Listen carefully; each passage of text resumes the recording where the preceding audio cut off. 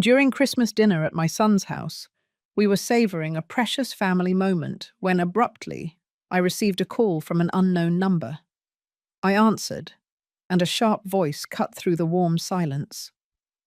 "You have to get back home immediately." When I demanded to know who was speaking, the person simply repeated with unnerving conviction, "Trust me, and go now," and then instantly disconnected the call. I rose from the dinner table, the unsettling urgency of the message overriding my manners. When I finally pulled up to the house, the sheer disbelief of what was unfolding was a physical shock. But before I continue with this story, please ensure you are subscribed to the channel and leave a comment telling me where in the world you are watching this video from.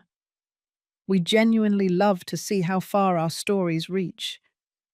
The day preceding that fateful Christmas day, the shrill ring of the phone sliced through my quiet afternoon like a razor blade. My son, Robert, had just called me, his voice unnaturally cold and utterly distant on the other end of the connection. "Mum, I've decided this year we are only going to be spending Christmas with our immediate, closest family. Without you." Every single word hit me with the dense, crushing weight of a large stone in my stomach. I remained utterly paralyzed in my worn leather armchair, the cozy fire crackling innocently at my back. The multicolored Christmas lights that twinkled so brightly through the window suddenly seemed to be actively mocking my raw loneliness. "But son, we have always—" What on earth happened? Did I do something wrong? "Nothing happened at all," he replied with chilling finality. "I just want a quiet, simple holiday. Victoria is completely on board with this decision." My chest tightened agonizingly. Victoria, my thoughtful daughter-in-law, who reliably saved the turkey wishbone for me every single year. The very woman who had called me just last month, asking for my late husband John's special stuffing recipe. When I finally hung up the phone, I stayed fixed in my chair for a long, quiet period, watching the Christmas lights outside blur into watery streaks from the sudden, unwelcome dampness in my eyes. The tall grandfather clock in the hallway slowly chimed the hour of 8 o'clock. Each resonant note seemed to painfully underscore the total finality in my son's voice. Through the window pane, I watched the large, heavy flakes of snow begin to fall in thick, swirling clumps. The houses of our neighbors across the street glowed with a warm, inviting yellow light. They were families gathered tightly around dining tables, sharing joyful stories and heartfelt laughter. The Smiths, right across the street, had their beautifully decorated Christmas tree visible through the main window, with neatly wrapped gifts already patiently waiting beneath the green branches. "What did I possibly do wrong, John?" I whispered to my own reflection, staring back from the cold glass. With a finger, I absently traced meaningless patterns over the condensation, as my mind compulsively replayed every single interaction I had shared with Robert over the past several months. Had I been too pushy about keeping our family traditions alive? Too unyielding in my desire to preserve John's memory through our long-held Christmas rituals? I watched every single snowflake dance in the amber glow of the streetlights, remembering how Robert, as a little boy, used to press his nose against that very window, counting the flakes and pleading with me to read him stories of great winter adventures. That sweet child now felt like a cold, utter stranger. The night stretched out agonizingly slowly. The fire finally extinguished itself completely, leaving behind only cold ash and the faint, lingering scent of burnt oak. I drifted toward the kitchen, mechanically warming a can of soup I knew, deep down, I wouldn't eat. As the microwave hummed its low, steady noise, my mind repeatedly cycled back to Robert's voice, desperately searching for any clues I might have somehow overlooked. I decided to check the old telephone directory. Perhaps I should call him back one last time, to apologize for anything I could have possibly done wrong. As I pulled the heavy, worn yellow pages out of the drawer, Another item slipped out with them. It was John's cherished old photo album. My hands began to tremble noticeably as I opened the cover. On the very first page was Robert, at 5 years old, his infectious, gap-toothed grin stretching from ear to ear, proudly holding a wooden toy airplane beneath our massive Christmas tree. I turned the page with deliberate care. There was John in our vintage kitchen, flour dusting his rich brown hair like fine snow, laughing heartily as he meticulously rolled out the dough for sugar cookies. The next photograph stopped my breath completely. The three of us together, John holding baby Robert tight against his broad chest, my younger self with an arm lovingly around both of them, all of us beaming into the camera. We seemed utterly invincible back then, as if there was simply nothing in the world that could ever separate us. I distinctly recalled that Christmas morning 15 years ago, Robert clattering down the stairs in his Superman pajamas. John was making his renowned cinnamon rolls, while I feigned surprise at his overwhelming excitement. When did that sense of wonder truly die? When did my beautiful boy morph into this cold, distant stranger? I flipped through more pages. Each subsequent photograph was a small, agonizing knife twisting deeper into my gut. There was John's last Christmas, 5 years ago, when the spreading cancer had already severely weakened his hands. But he still stubbornly insisted on wrapping every single gift himself. Robert had visited with less and less frequency that year, always inventing new excuses about work demands and obligations. "Hope, you have to keep the family together," John had whispered to me during his final week, his eyes clouded and unfocused from the morphine. "Promise me you won't ever let the distance grow between you and Robert." I had solemnly promised him. Had I failed that promise so completely? The microwave beeped with sharp insistence, but I barely heard it. Nothing mattered at all except these frozen moments in time where we had been truly whole. I closed the album gingerly, but I gently removed the photo of John laughing in our kitchen. I placed it carefully on my nightstand, ensuring I could see his warm smile the very first thing upon waking. As I undressed for the cold night, John's side of the bed seemed impossibly vast and echoing, just as it had been for 5 long, lonely years. But tonight, it felt even more hollow, as if the unexpected loss of Robert had somehow doubled the isolation that already permeated these silent rooms. The morning light struggled to filter through the half-closed curtains, casting long, weary grey shadows across my breakfast table. The newspaper lay folded neatly beside a bowl of rapidly cooling oatmeal, as I habitually scanned the obituaries, a routine that seemed to gain morbid relevance with each passing year. The electronic chime of the phone startlingly broke the quiet, causing my spoon to clatter against the ceramic bowl. After the confrontation the night before, any unexpected call felt instantly like a mounting threat. I checked the caller ID with noticeably trembling fingers, and my heart instantly accelerated upon seeing Robert's name. "Hello," I answered, my voice sounding far more cautious than I had intended. "Mum!" This time, I noticed a tiny flicker of genuine warmth creeping around the edges of that single, important word. "I truly want to apologize for the call last night. I was completely out of line and wrong." Relief flooded over me with such dizzying speed that I had to firmly grip the edge of the table to keep myself steady. "Son, I am so incredibly relieved you called. I was honestly worried I had done something terrible." "No, Mum. You did nothing wrong at all. I was just so stressed about work, and I took it out on the wrong person. Victoria actually reminded me how fundamentally important our family traditions are. We want you to come to Christmas dinner after all." "Of course I'll be there," I instantly replied, joy bubbling up inside me like effervescent champagne. "I'll prepare your father's famous turkey recipe, and I'll make the cranberry sauce." "That sounds absolutely perfect. Please bring everything you usually make," he said. and then there was a noticeable pause. Victoria is really excited, he continued. The kids have been asking incessantly for more stories from Grandma Hope.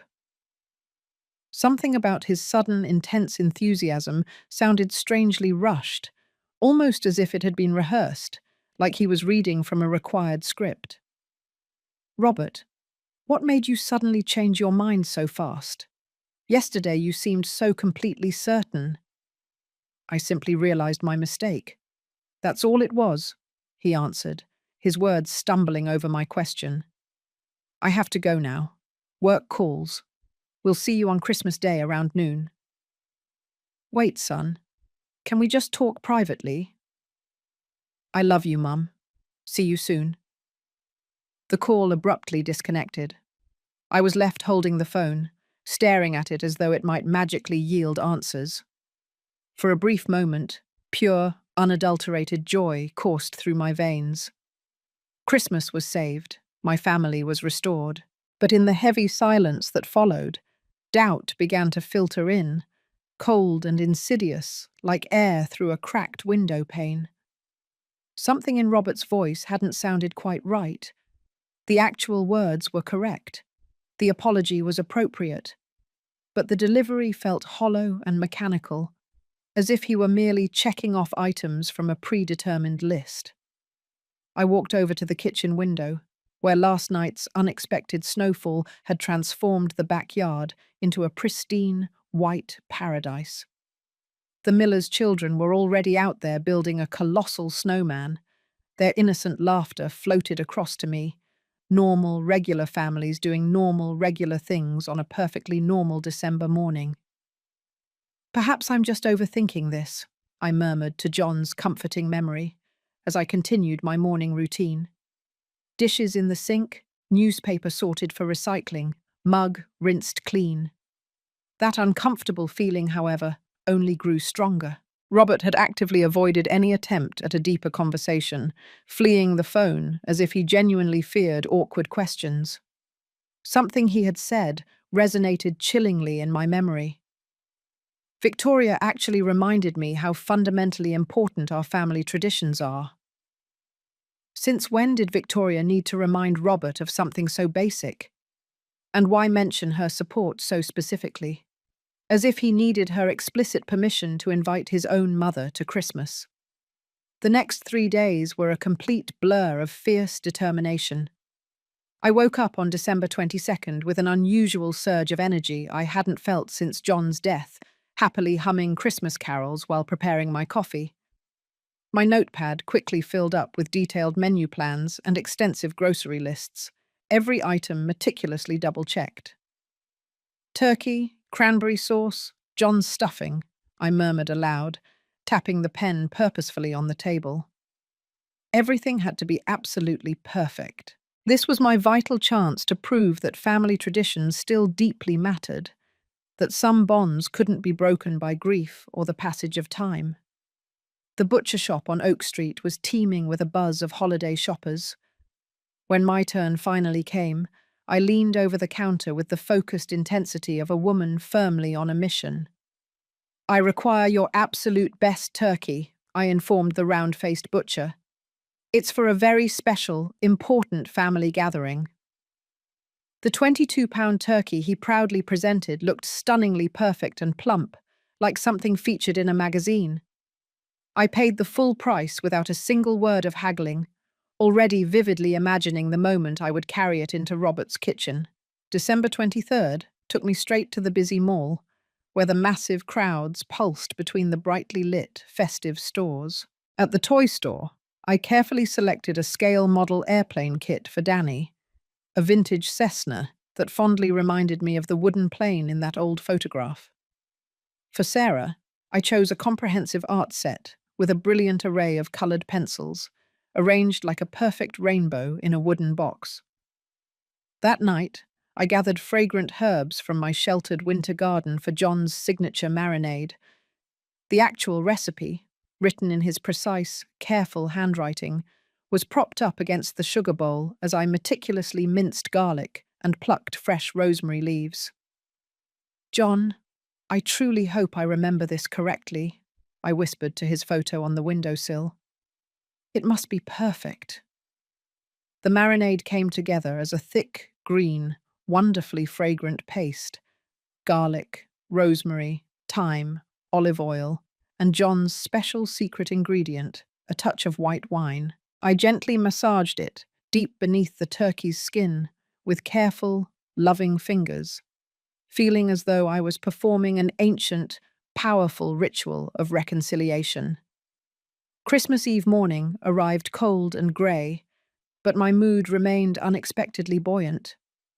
I wrapped the children's gifts with military-level precision, flawlessly folding corners and tying ribbons into perfect, symmetrical bows. My best Christmas shirt was ironed and ready, with a liberal spray of cologne applied like emotional armor for the coming battle. As the evening approached, however, an undercurrent of deep-seated unease began to subtly infiltrate my thoughts. Robert still hadn't called to confirm the final details. What precise time was I expected to arrive? Should I even bother bringing a bottle of wine? Did the children have any food allergies that I had completely forgotten about? Frank Morris, my kind neighbour, appeared at my kitchen window as I was cleaning the marinade bowls. "Hope, any big plans for tomorrow?" he asked through the cold glass. "Christmas dinner with Robert and his family," I replied. "Maybe this is happening too fast. We're going to be a real family again." Something undeniably flickered in Frank's expression, but he merely nodded once. "That's truly wonderful news. You absolutely deserve happiness." After he left, I could not shake the lingering sensation that his casual question had carried a significant weight beyond mere neighbourly interest. Lying in bed on Christmas Eve, everything was meticulously prepared. The turkey rested calmly in the refrigerator. The wrapped gifts waited patiently near the front door. Everything, that is, except for my own rapidly accelerating heart, which seemed determined to find trouble where none was outwardly evident. Why hadn't Robert called to confirm? Why did Frank appear so worried? Why did this highly anticipated reunion feel less like a joyful gathering and more like a carefully staged performance? I stared at the ceiling until the first light of dawn, repeatedly telling myself that anticipation inevitably brings anxiety. Tomorrow would be perfect. It simply had to be. Christmas morning dawned beautifully clear and bright, the pristine snow glittering like countless diamonds scattered across the neighborhood. I dressed with ceremonial care, carefully adjusting my collar and smoothing down my naturally unruly hair. The turkey carrier felt surprisingly heavy as I transferred it to the car, alongside the bags of presents. I paused deliberately at the front door, my key suspended over the lock, and looked back into the house. Empty rooms stared back at me through the frost-covered windows, patiently awaiting my return. A sudden, cold feeling touched my back, but I quickly shook off the sensation and made my way to the car. Today was about reclaiming family. Today was about deep, necessary healing. The road surface leading to Robert's house crunched under my tires, the ice crystals sparkling intensely in the bright sunshine.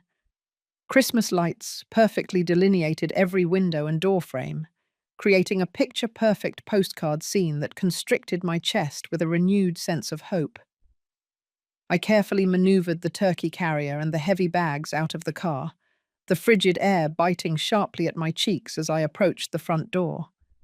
Before I could even raise a hand to knock, the door swung open, revealing Victoria's immediate warm smile, with flour delicately dusting her red sweater like confectioner's sugar. "Hope, thank goodness you're here. Please come in before you completely freeze." The entire house smelled richly of cinnamon and fresh pine. Christmas music drifted softly from speakers hidden from view, as the coloured lights cast gentle, rainbow-like shadows across the polished hardwood floors. Danny appeared at my side as if by magic, enthusiastically hopping on the balls of his feet with barely contained excitement. "Grandma Hope, did you bring us presents? Can we open them right now?" "Mum said we have to be patient," Victoria replied, laughing easily, as she took the very heavy turkey carrier from my hands. This thing weighs a ton. What on earth did you do to it? The secret lies in John's marinade, I explained, carefully unwinding my scarf. 24 hours of garlic, rosemary, and patience. Martha and Joseph Harrison, Victoria's parents, greeted me with genuine warmth. Robert finally appeared last, straightening his tie with overly precise, almost too controlled movements. His smile reached his mouth, but it stopped abruptly somewhere before reaching his eyes. Thank you so much for coming, Mum. It truly means the world to us. Something in his tone prompted me to study his face more intently, but Danny grabbed my hand tightly and enthusiastically dragged me toward the dining room before I could fully analyze the unsettling sound of his voice. The dinner table gleamed brightly under the soft candlelight, the settings laid out with Victoria's finest china and napkins folded into crisp, perfect triangles. My turkey immediately took center stage, its golden brown skin glistening richly under the light of the chandelier. Would you like to carve it, Hope? Victoria asked, offering me the electric carving knife. You are the true artist here. I carved with strong, steady hands, each slice revealing meat so incredibly tender it practically fell right off the bone. The marinade had undeniably worked its magic, the herbs creating a fragrant, enticing crust that elicited murmurs of deep appreciation from everyone. Conversation flowed easily, like the wine, throughout the dinner. Joseph asked about my retirement projects. Martha enthusiastically praised every single dish. The children chattered animatedly about school and friends, their voices bright with the excitement of the holiday. Even Robert seemed to visibly relax, sharing stories about his work that sounded almost convincingly natural. But I could not help noticing the disturbing small details. How he would nervously check his watch whenever he thought no one was looking. How he flinched almost imperceptibly whenever a phone vibrated with a notification. His laughter hit all the correct notes, but something underlying it sounded profoundly hollow, like a distant echo in an otherwise empty room. Grandma, can we please open the gifts now? Sarah asked gently after dessert, her voice soft but filled with hope. Please, please, please, Danny added, bouncing restlessly in his chair until Victoria placed a comforting, steadying hand on his shoulder. In the living room, wrapping paper soon spread out across the carpet like a colourful snowdrift. Danny's eyes widened instantly as he unwrapped the model airplane kit. A Cessna, just like at the air show. Can we build it together, please? Of course, I promised, feeling a warm, familiar heat spread through my chest. That is precisely what grandmas are for. Sarah hugged her new art set tightly, already planning her upcoming masterpieces. I'm going to draw our whole entire family, even great-grandpa John, so he can still be with us too. The room fell quiet for a noticeable moment, John's absence suddenly profoundly present among us, like an acknowledged, invisible guest. But it wasn't the sharp, stabbing pain I had carried for 5 years. It was something far gentler, as if he were smiling at all of us from some distant, peaceful place. He would have absolutely loved this, I said, my voice sounding a little hoarse and rougher than I intended. As the evening wore on into night, the lingering warmth of the meal enveloped us all like a comfortable, familiar blanket. Joseph and I began a lively discussion about baseball, while Martha quietly helped Victoria with the inevitable dishes. The children were happily playing on the floor with their new treasures, their bright laughter providing a joyful, rhythmic soundtrack to our adult conversation. I loosened my collar and leaned back deeply into the armchair, feeling more genuinely contented than I had in months. This, I realized, was precisely what Christmas was meant to be. Family gathered, traditions deeply honored, and love shared openly between generations. My phone vibrated against my chest.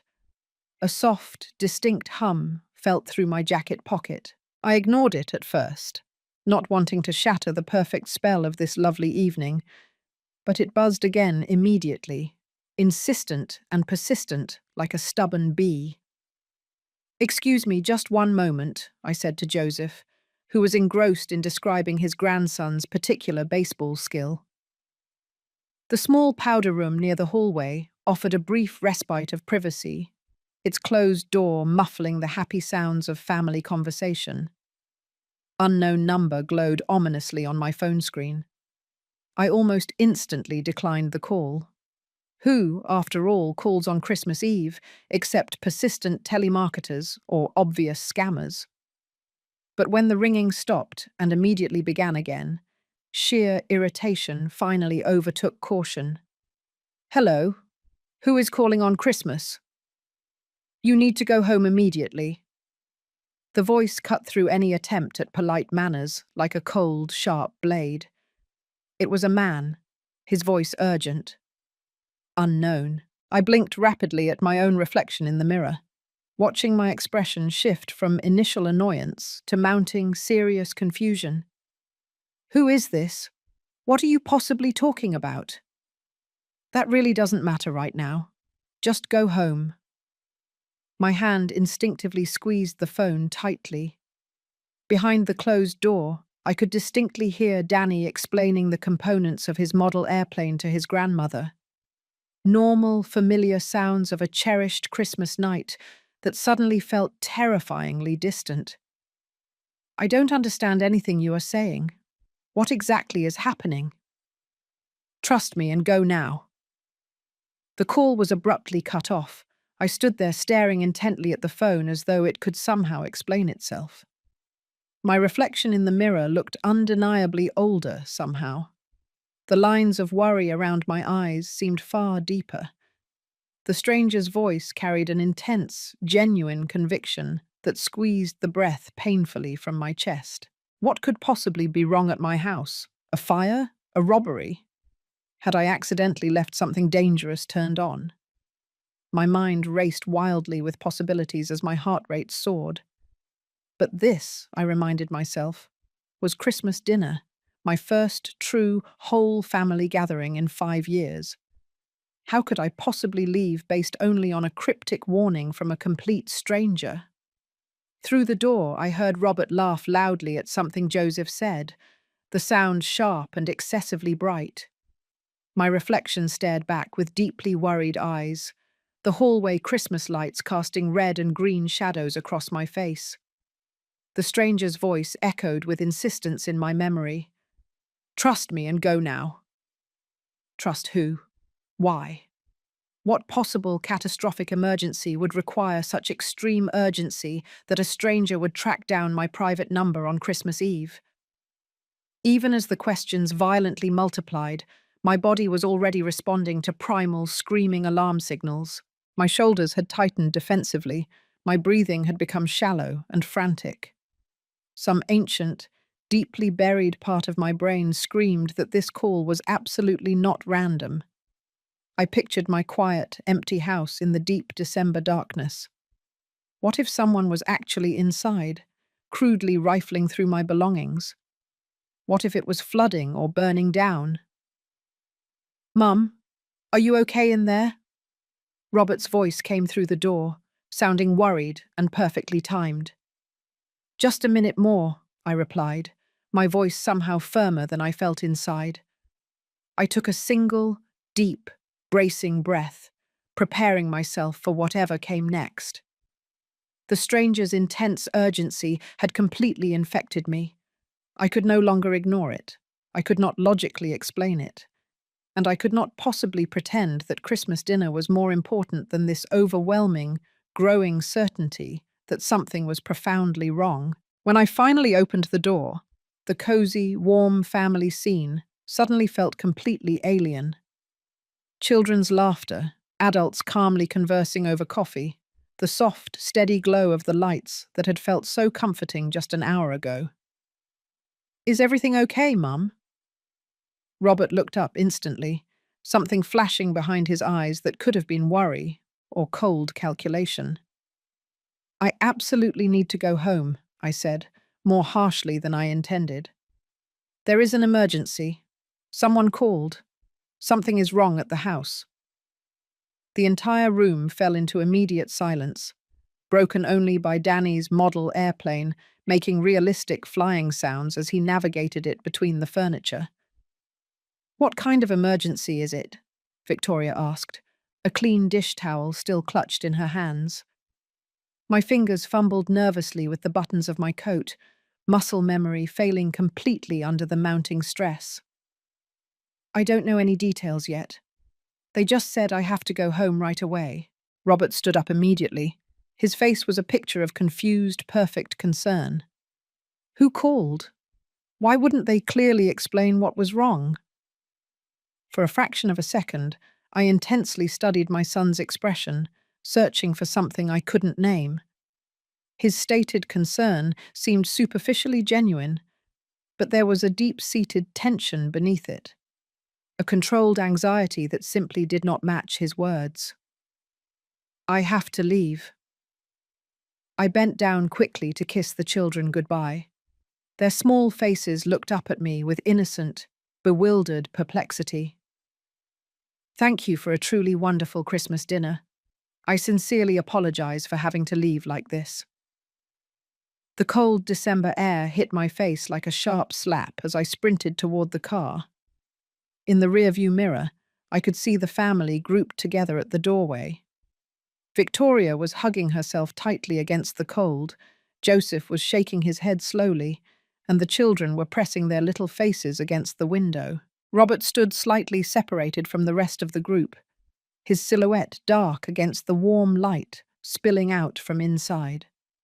The suburban streets stretched out empty before me, the festive Christmas lights twinkling from house to house like distant, cold stars. The car radio was playing Silent Night, but nothing about this tense night felt peaceful or sacred. My hands gripped the steering wheel so tightly that my knuckles turned bone white. That mysterious voice repeated endlessly in my mind with every passing mile. Trust me, and go now. But trust who? And why? The speedometer crept well past the speed limit as empty intersections flashed past in a blur. I sped through a yellow light, then another, propelled by some primitive instinct that screamed danger. Could it be a simple robbery? Someone saw the house dark and empty on Christmas Eve, an easy target, while the owner celebrated with family. But how would a complete stranger get a hold of my phone number? How would they even know I wasn't at home? My mind circled back to Robert's behavior during dinner, the way he kept checking his watch, that forced, hollow laugh, the noticeable look of relief that had flashed across his face when I announced I was leaving. Was I wildly imagining connections that simply did not exist? Or had my son genuinely seemed almost anxious to see me go? I turned into my neighborhood street, noticing how few houses showed any sign of life. Christmas Eve in the quiet suburbs meant families gathered securely inside, curtains drawn against the cold. Perfect conditions, I thought darkly, for a crime. My house stood completely dark at the end of the street, exactly as I had left it.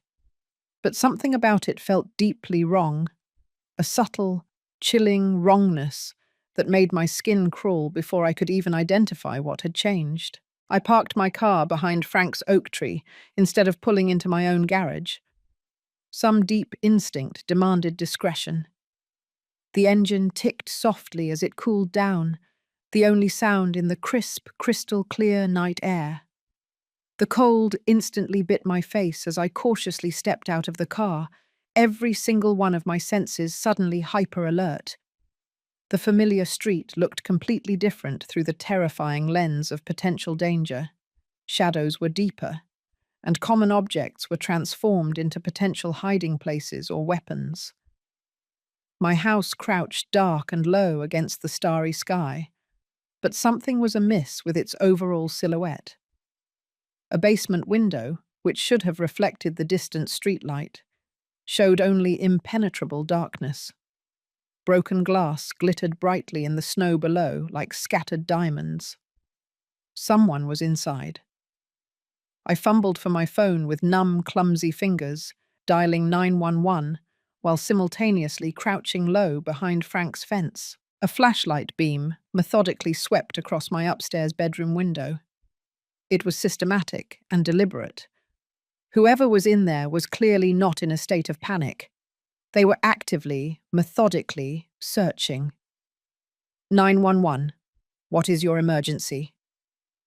There is someone currently inside my house, I whispered urgently, watching the light disappear and reappear in different windows.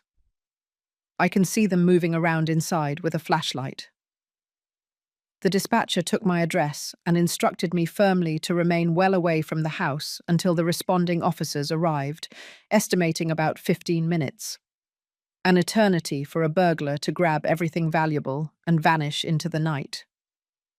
I hung up the phone and opened my car's trunk.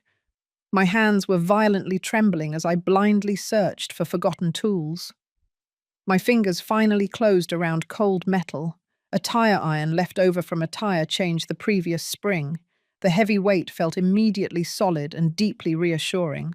Whoever was aggressively violating my home would soon encounter far more resistance than they had ever imagined.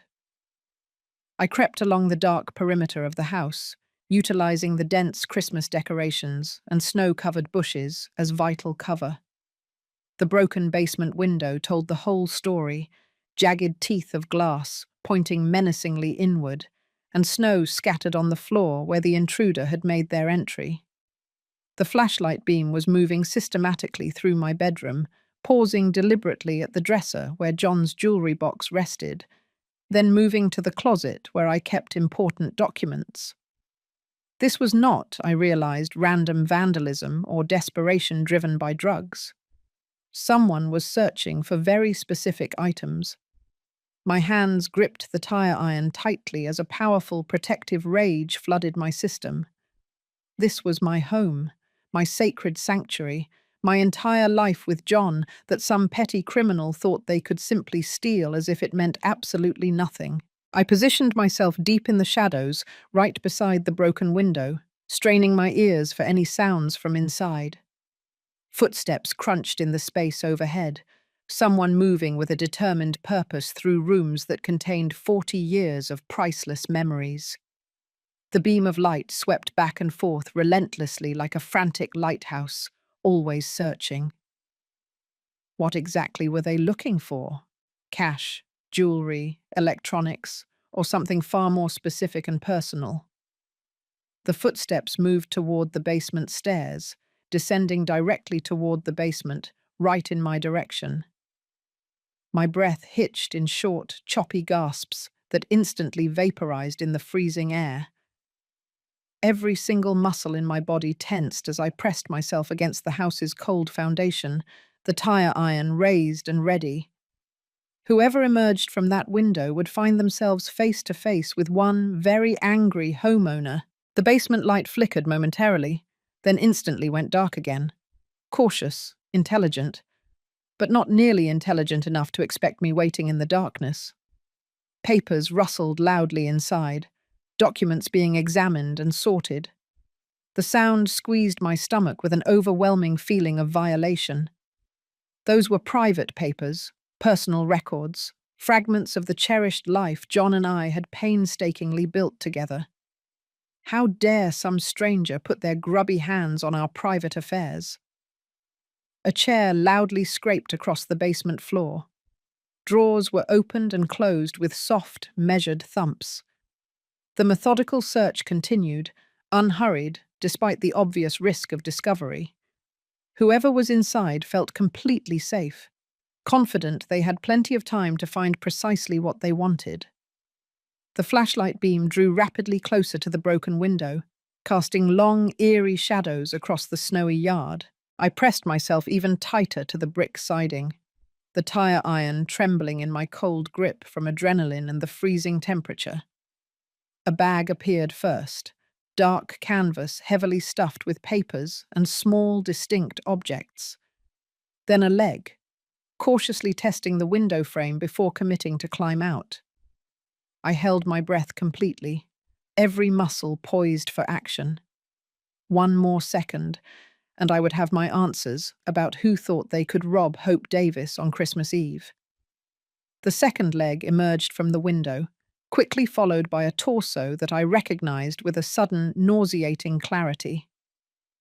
Albert Rivers, my son's lifelong trusted friend, straightened up in my yard, clutching a bag overflowing with what appeared to be documents and valuables. Albert! I stepped out of the deep shadows, the tire iron raised high, my voice cutting the silence like a sharp, snapping whip.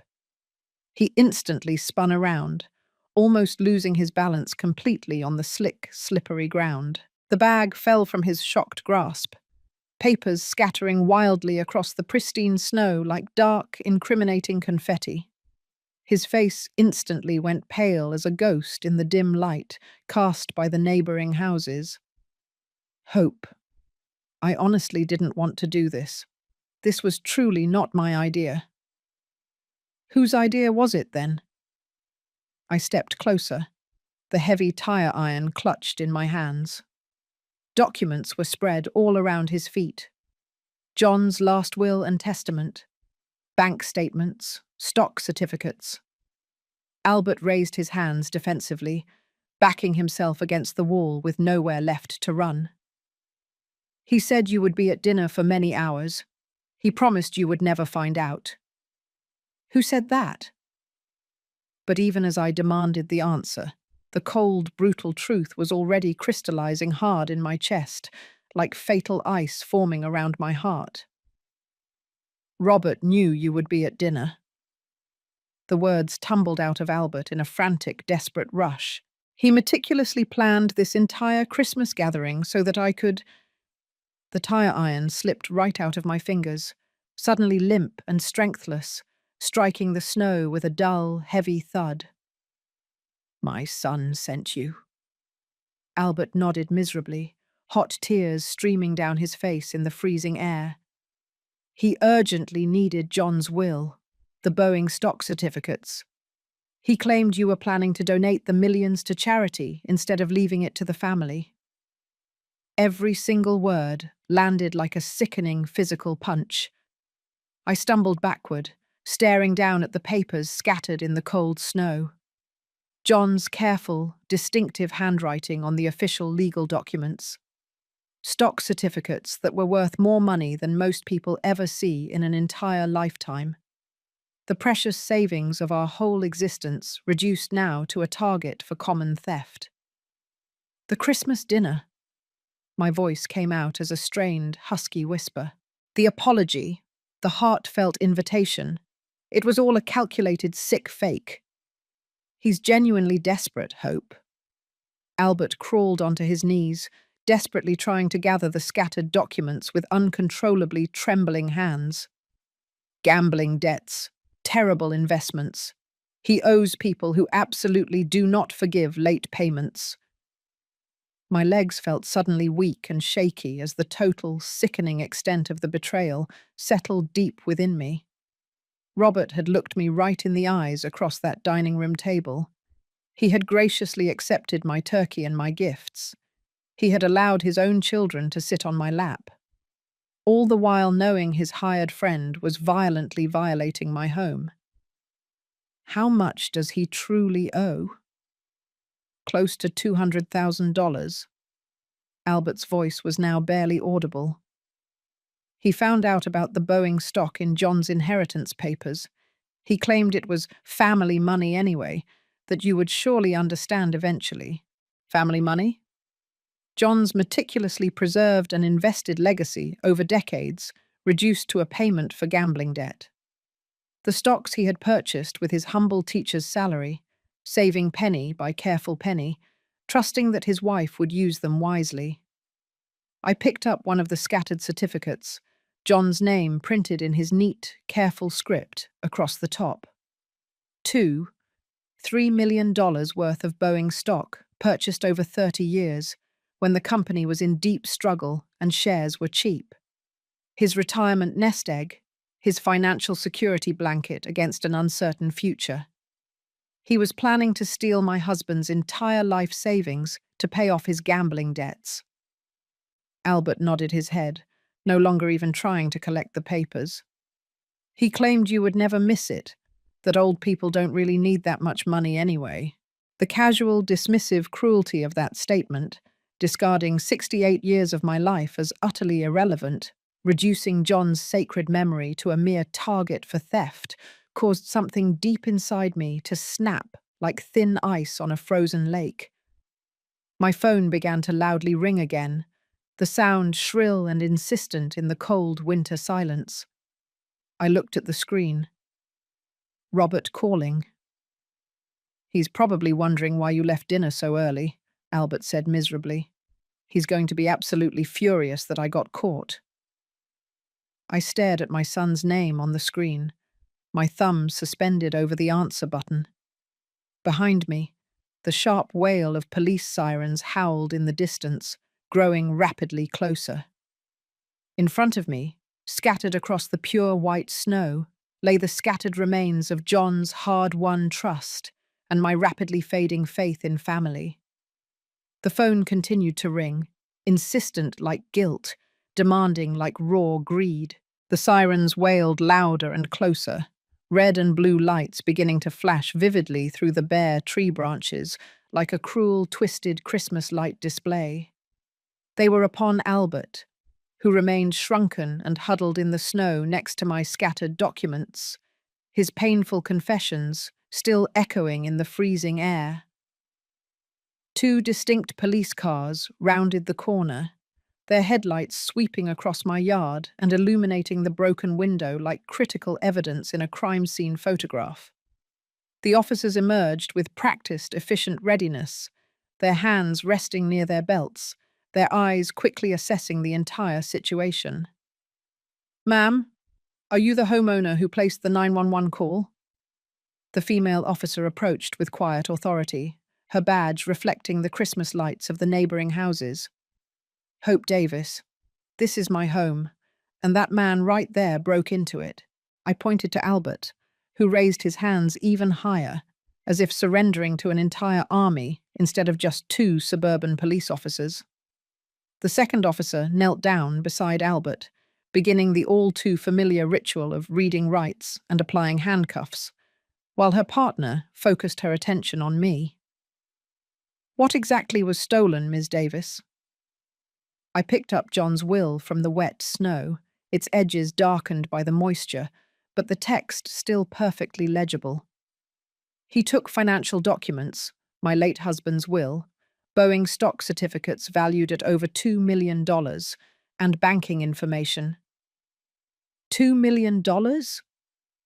The officer's eyebrows shot up instantly as she examined the damp papers. "That is absolutely grand larceny territory." Frank Morris emerged from his house, wearing a bathrobe tied over his pajamas, his slippers crunching softly in the snow as he approached us. His wrinkled face showed a mix of genuine relief and deep concern. "Frank, was that you who called me?" I asked, the final pieces of the puzzle fitting into place. "I saw someone with a flashlight moving around inside your house at about 9 o'clock, he said, nodding toward the officers. "I simply couldn't ignore that on Christmas Eve. I had to track down your number in the neighborhood directory. You just saved far more than just my belongings tonight."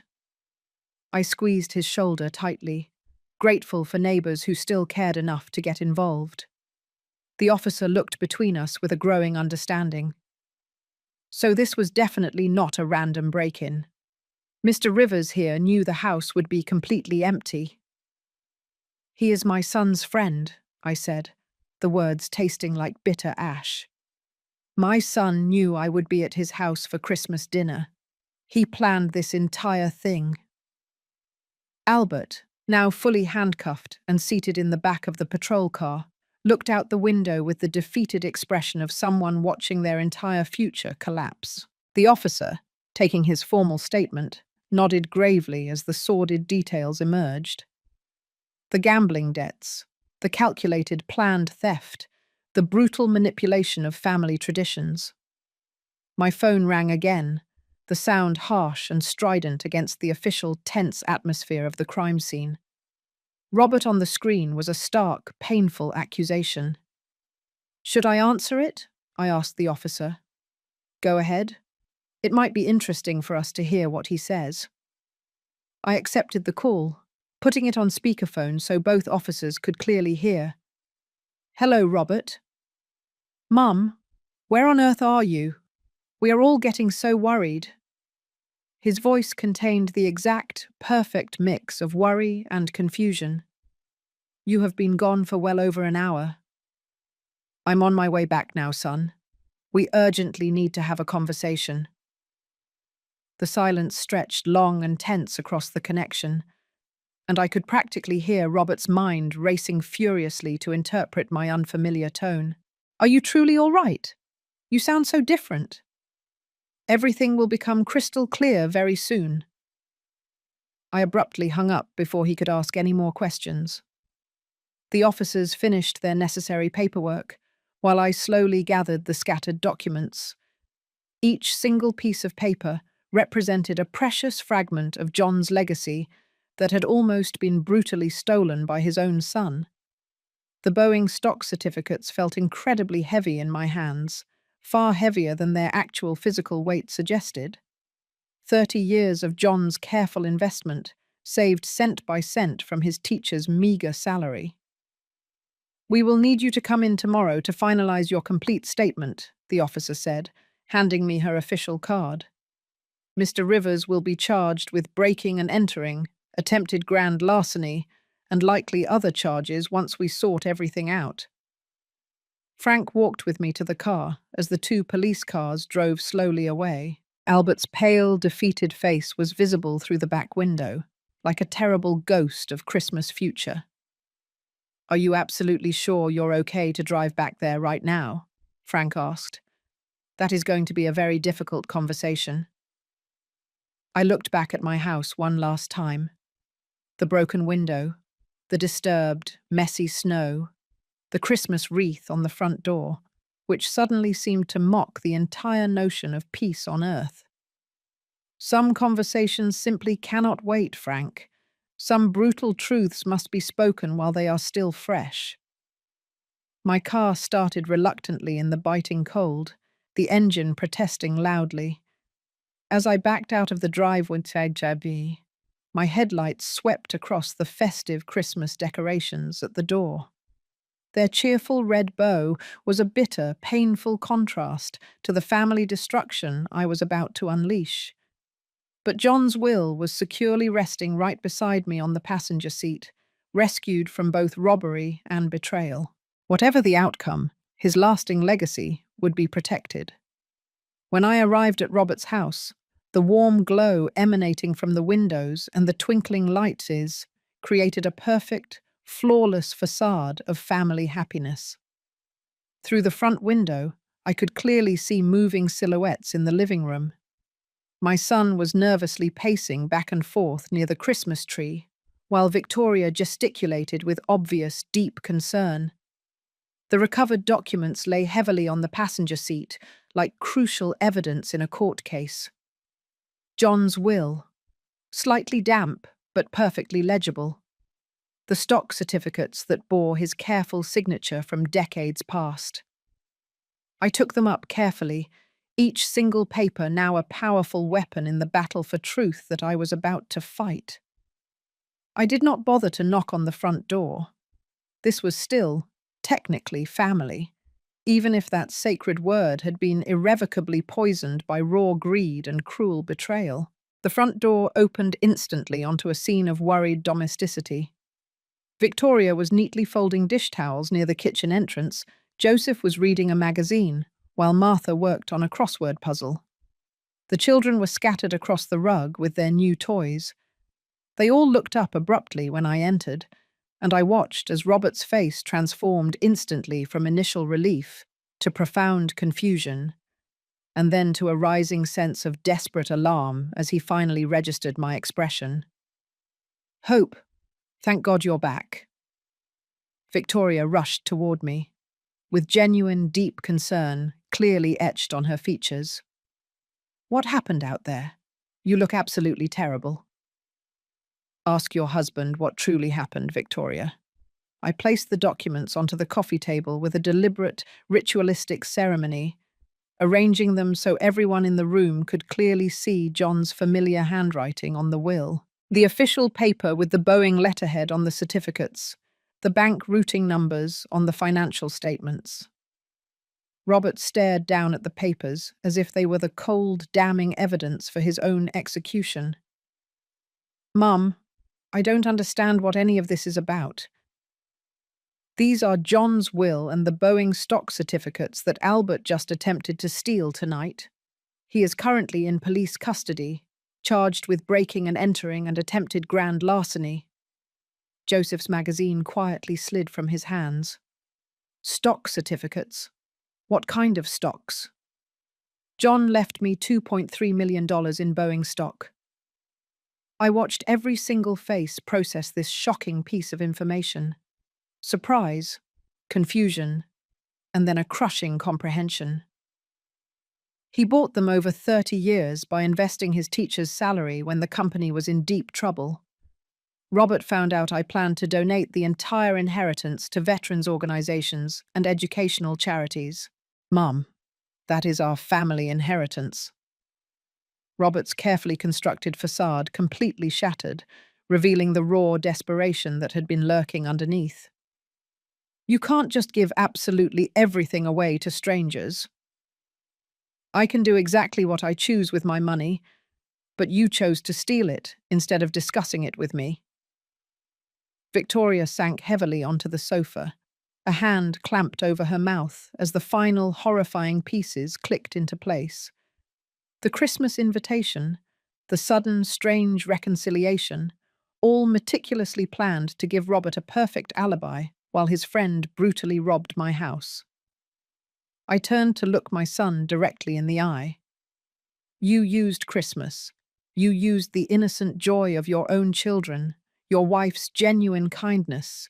You used my profound grief for your father to cover up a felony robbery. Martha's crossword puzzle fell unnoticed to the floor, forgotten. Robert, please, tell us this is not the truth. But Robert could no longer deny anything. The damning evidence was clearly spread across the coffee table, and his friend's arrest had already eliminated any possible chance of covering up the conspiracy. You don't understand the immense pressure I've been under, the crippling debts, the kind of people I owe money to. How much is it? Joseph's voice held the grim authority of a man who had managed finances his entire life. $200,000. Robert's admission fell into the silent room like a thunderous bomb. Bad investments, a little gambling. It started small, but it grew so fast. So you decided to simply rob your mother, to use our children as mere accessories in a criminal scheme? Victoria's voice cracked completely. Danny looked up from his model airplane, sensing the crushing adult tensions that he could not possibly comprehend. Why is everyone suddenly shouting? Sarah clutched her new art supplies closer. The coloured pencils scattered across the rug like shattered rainbow fragments of the family dissolving around her. Your father made very, very bad decisions, I told the children softly. Then I looked back pointedly at Robert. Decisions that severely hurt the people who trusted him. I truly didn't want to hurt anyone. Robert was collapsing completely now. Years of careful, elaborate deception crumbling under the intense weight of the exposure. I just desperately needed time to fix things, to somehow pay back what I owed. By robbing your own mother on Christmas Eve? Lying to your wife, using your children as a sick alibi? Joseph stood up, his usual calm replaced by pure moral indignation. Victoria was sobbing uncontrollably now, not the soft tears of holiday sentiment, but the harsh, gut-wrenching sobs of someone watching her entire life violently disintegrate. How long have you been lying to me about the money, about your work, about absolutely everything? Martha gathered the confused children close to her, shielding them from the adult devastation unfolding in their Christmas celebration. I looked slowly around the shattered room. Victoria's bitter tears, the grandparents' deep shock, the children who could not possibly understand why their Christmas joy had turned into such utter chaos. My son huddled miserably in his chair, with his head buried in his hands. This family was utterly broken, efficiently carved apart by raw greed as cleanly as any blade could cut. The Boeing stock will go to veterans programs and education funds, precisely as John would have absolutely wanted. I collected the documents from the table, steeling myself to leave this horrific shipwreck. He believed in deeply helping others, in purposefully building something meaningful. You turned his entire legacy into a target for common theft. I stood to leave, pausing one final time at the doorway to look back at the destroyed Christmas scene. Victoria was still openly weeping. Joseph was comforting Martha. The children sat confused among their scattered toys, and Robert remained hunched in his chair with his head in his hands. Victoria, you and the children are always welcome in my home.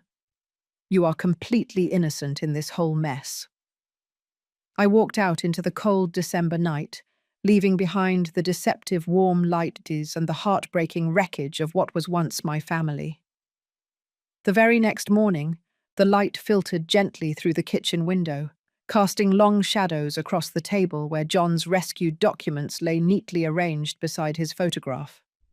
Coffee was steaming fragrantly in my favorite mug, the one he had given me 20 years ago, with "World's Best Husband" printed in faded letters. As I reread the stock certificates with a new, somber perspective, I realized they represented far more than mere money. Each purchase date told a simple, powerful story. September 1995 saw, when Boeing was deeply struggling with layoffs and John saw an opportunity. March 2001, right after September 11th. December 2008, during the height of the financial crisis when others were selling in a panic, and he bought with quiet faith. My phone rang, interrupting the calm morning routine. Victoria's name on the caller ID squeezed my chest with a pang of worry. "Hope, I am so sorry." Her voice was rough and raw from all the crying, but also determined. "I truly never knew about Robert's plans, about any of this at all." "Victoria, none of this is your fault. You are a good woman who simply trusted the wrong man." "I am filing for divorce." The words came out in a rush. "The children do not deserve a criminal father, and I will not live with someone who could do what he did. You are welcome in my life always, you and the children." "Thank you. That means so much to me right now." After she hung up, I stared at John's photo, recalling our countless conversations about family, about values, about what truly mattered in life. He would have been utterly heartbroken by Robert's choices, but deeply proud that the devastating truth had finally emerged. A knock on the door interrupted my reflection. Frank stood on the porch, deep concern etched into his aged features. "How are you truly holding up, friend?" "It hurts badly, Frank, but now I am finally free of the lies." I invited him inside, grateful for his solid, unwavering friendship in the shocking aftermath of family destruction. "You absolutely did the right thing. The truth always matters, even when it is incredibly painful." I poured him a cup of coffee, and we conversed about practical, necessary matters, changing the locks, updating my security systems, and reviewing my will to ensure Robert could never again access the inheritance. "What exactly will you do with John's stocks?" he asked, carefully examining the certificates. "I will honor his memory. Veterans organizations, scholarships for deserving students, community programs, things that actively build people up instead of cruelly tearing them down." Frank nodded his head in slow approval. He would have truly liked that. After he left, I called my lawyer to immediately schedule a will review and contacted the bank to add extra security to my safe deposit box. John's legacy would be protected from all greed, used for the high purposes he would have wholeheartedly supported. The house felt distinctly different now, not crushingly lonely, but deeply peaceful. The deception was finally gone. The ugly pretense had been completely lifted. I was 68 years old with friends who deeply valued truth, a daughter-in-law who treasured integrity, and grandchildren who deserved far better role models. My phone vibrated with a text message from Victoria. "The kids want to know when they can come and visit Grandma Hope again." I smiled softly, replying, "Whenever they want. We are going to build brand new traditions."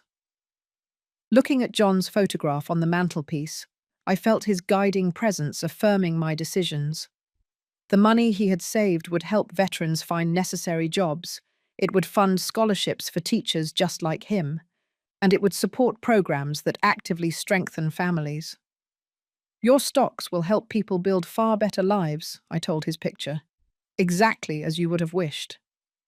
Robert had ultimately chosen greed over family, cruel lies over genuine love, and calculated theft over trust. I chose honor over blood, truth over painful convenience, and integrity over false comfort. The morning sun streamed in through the windows, illuminating dust particles that danced like tiny golden prayers in the light. Outside, the fresh snow covered the neighborhood in an immaculate white, offering the powerful promise of new beginnings.